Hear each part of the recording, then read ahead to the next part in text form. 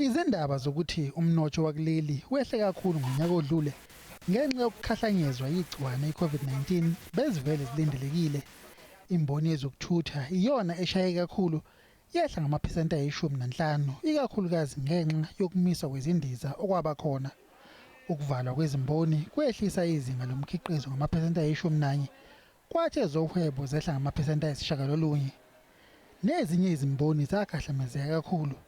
Ngenhlanhla imboni yezolimo yona ayithintekanga nakancane ikhule ngamaphesenti ayi-13 ngonyaka odlule. Ukusimama kwezomnotho okwaqala ngenyanga kaSepthemba kwaqhubeka nangoDisemba. Umkhiqizo emafemini wenyuka kakhulu ngezinga elingamaphesenti angama-21.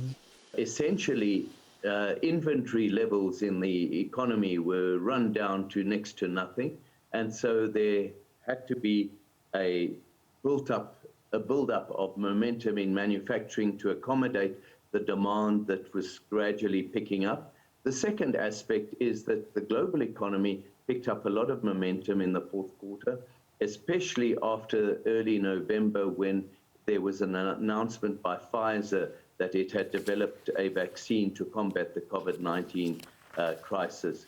And as a consequence, you saw a big ramp up of activity internationally, and that fed through into encouraging an improvement in manufacturing goods from South Africa, especially to Asia, I would have thought. We've seen a fairly strong performance of exports in recent months. Likhulu ithemba lokuthi isimo somnotho sizoqhubeka nokusimama kulonyaka uma ukugonywa komphakathi okuqhubekayo njengamanje kuyifeza injongo yokunqoba ubhubhane i-COVID-19. Mbongeni Muthwa, SABC, eGoli.